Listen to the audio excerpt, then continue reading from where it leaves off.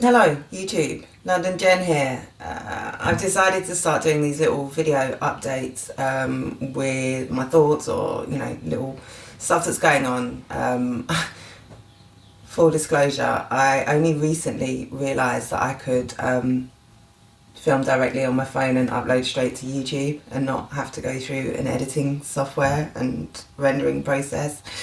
So hopefully we'll get lots more of these. Now this one is something that I've been thinking about the last couple of days, and but broadly speaking I've been thinking about it for some time.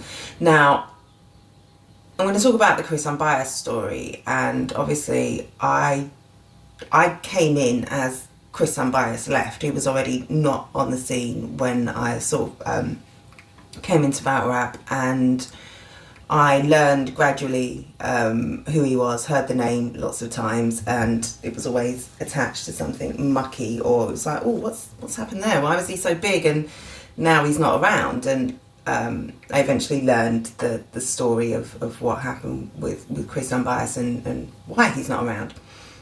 Now, obviously he's back, and there's a trailer, there's a documentary coming, lots of people have done blogs on it, and so I decided to sort of look into his story. Well, not look into the story, it sounds so elaborate. I watched a couple of blogs, basically. And one of the blogs, I think it was a Battle Truth one, he was going through a document which was apparently Chris's charge sheet, what he was charged with when he was arrested.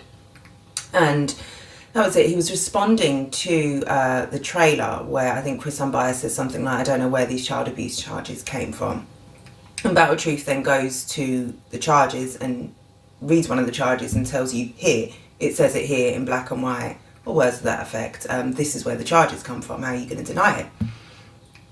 So as he's talking and he's reading the sort of the definition of this sodomy charge, and it says something like the charge is sodomy, aggravated felony sodomy or something, which is it says something like aggravated felony sodomy without consent, or sodomy on a child under the age of 10.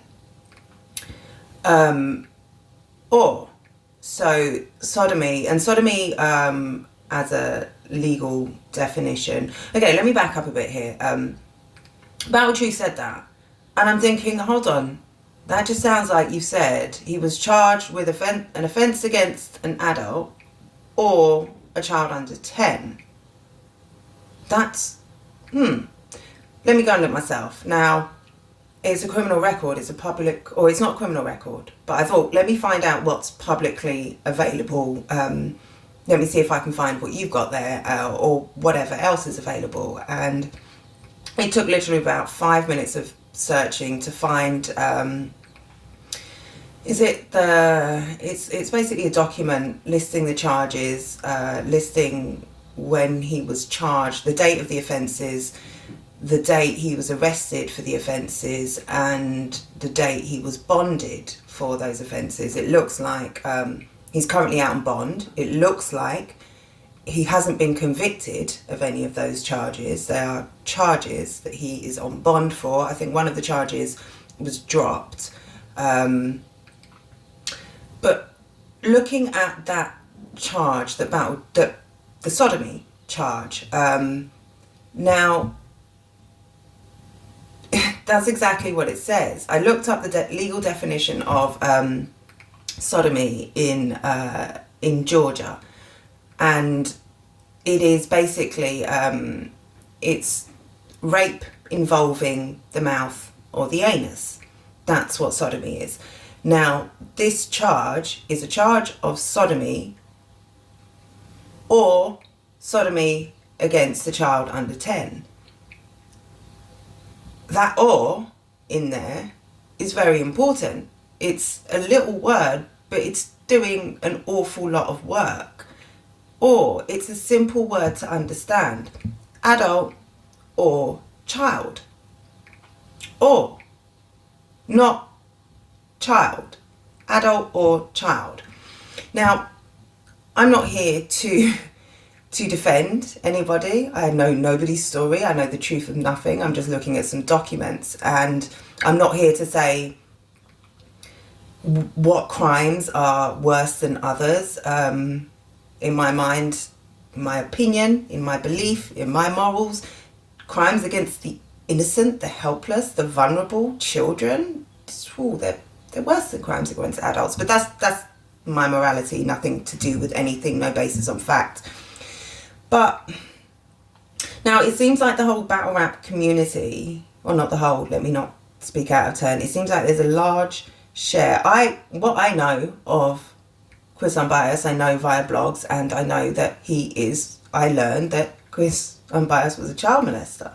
That's what I learned from the blogs.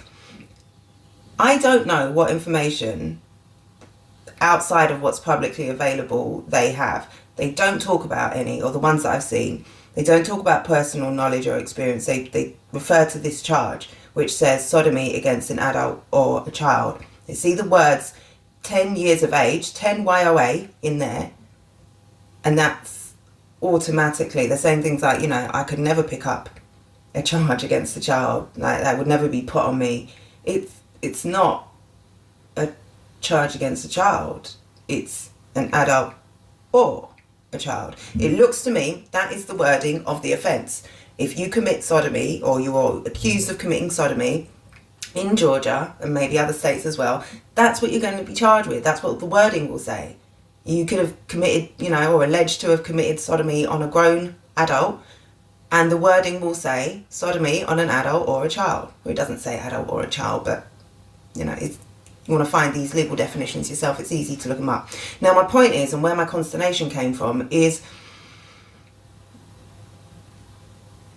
has this person been smeared with the brush of child sex offender on the basis of that, or not being interpreted properly? It looks like that to me, and if that's the case, that's awful. Charges of rape, assault, those things are awful as well. But we all know that there's a separate distinction for child sex offences, and we know how difficult it is to unsmear yourself when you've been accused of child sex offences, or when that has been attached to your name. Now, I don't know the man's innocence or guilt, I don't know anything, but if this is the case and people are, calling somebody a child molester, or say he's been accused of child molestation because of that wording, then I think that's really bad. That's really bad. Like, reading is so important. It doesn't mean to say that it's not a child either. It doesn't mean to say that it's not. But it does mean to say nobody knows. Unless you have more information that you're not disclosing. And running with those sorts of narratives just because they're the most sensational, or they're going to get the most clicks or the most views, or just simply because you haven't read. You've just heard it yourself, or you've just looked at that and you've just run with it. I see a lot of that happening. It happens in real life, but this is, our little culture. So I see a lot of that where the facts aren't known, and the loudest facts are the ones that are run with, and they're facts that are easily available, or, they could be verified, and we're not interested in that. We just want to talk hype. And yeah, when it comes to something like this, I think that's really not a good state of affairs to be in.